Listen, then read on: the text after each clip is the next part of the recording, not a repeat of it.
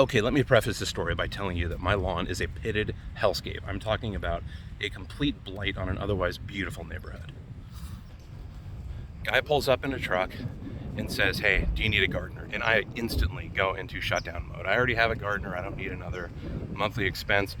I tell the guy, no, I don't need a gardener. He immediately turns into this completely other person and says, "You know what?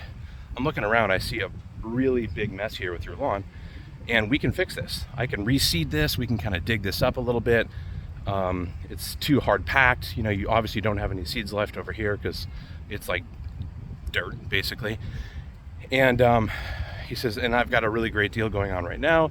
There's no charge for labor. I've got like a truck full of seeds, as you can see, and I only charge $10 per bag of seed."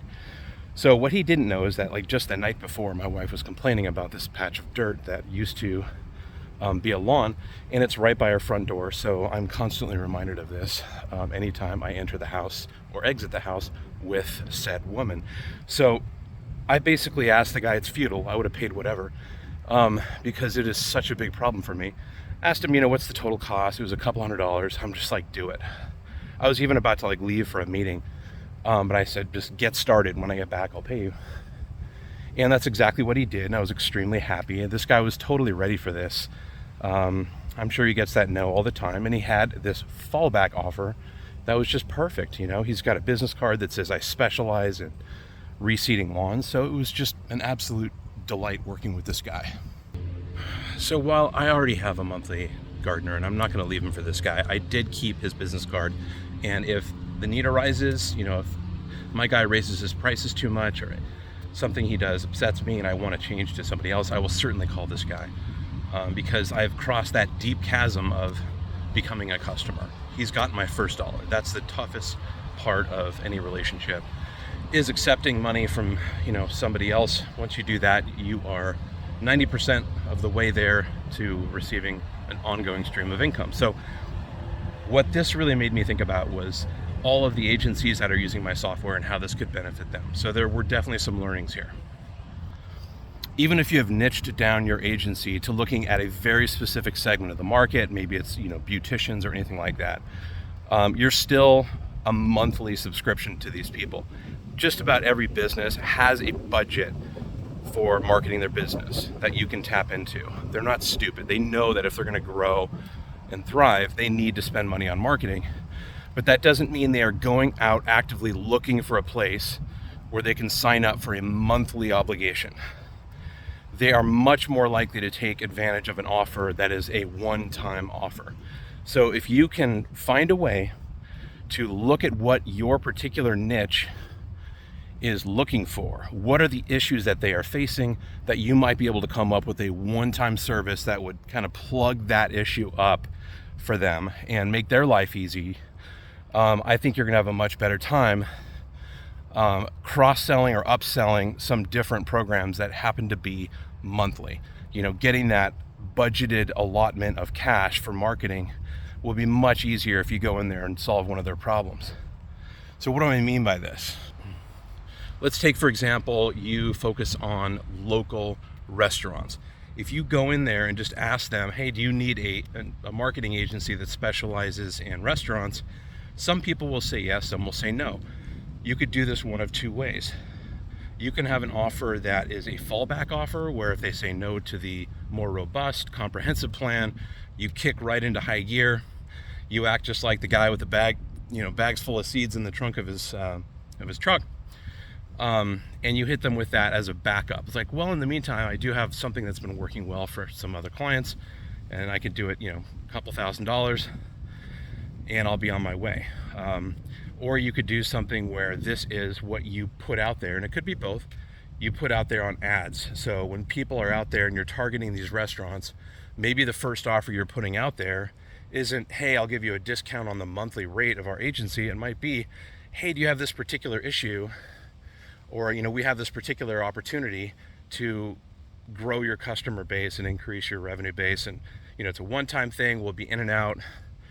Let's take care of this together, and, we'll both be better off. So that said, just an idea that you could use. Maybe you do some sort of like a customer appreciation day where you come in there, you print out flyers, you use one of our viral sweepstakes sign-up campaigns, or just a refer a friend sign-up campaign, where it's as simple as, there's flyers that are sitting there on the countertop when people come in to order. It's got a barcode on it. They sign up for this Customer Appreciation Day, where you're going to be giving out, free food on this particular day. And there's a big prize that's going to be awarded. And in order to win this big prize, people need to share a link to their coupon page or their discount page. They have some sort of an offer page with their friends, and the person who gets the most click-throughs will be awarded this bigger prize. I don't know if it's a month worth of free dining, something like that, and it will be announced at Customer Appreciation Day. So there's an idea for just maybe it's one event like that you can sell to them for $1,000, and then you can both just kind of move on from it. If you execute well and do a good job, they're probably going to ask about other services you offer. That's when you hit them with the monthly social media promotions and content creation and distribution kinds of offers. Tell them you could do quarterly campaigns like this one to keep the existing customers generating new customers for their business. So action steps for you are to look at your core niche and go to something like Answer the Public and look for what are people in your particular industry, what are their pain points, what problems are they looking to solve. You can also just go to Google and start typing in your industry with a how do I or how to kinds of text in the search bar, and it will instantly give you some of the top most searched terms. It'll already be there in the recommended searches. So you'll get a pretty good idea pretty quickly of what is the biggest pain point within your industry. And from there, you just go to work. Come up with something that you are able to offer easily. That's not going to be a big overhead for you operationally to deliver. Become the best person in the world at delivering that particular solution. Automate it as much as you can. Once you've created it once within the Socialmonials platform, you'll be able to copy that campaign into a new account anytime you want. So basically, 80% of the work from the first time you do it will be eliminated the second time you do it. So go out there, figure out what your customer needs and deliver it and promote the heck out of it, and make sure you at least use it as a fallback offer. So no matter how niched you are, there's always a way to get even more focused and kind of niche down on one particular solution. Hope it works for you.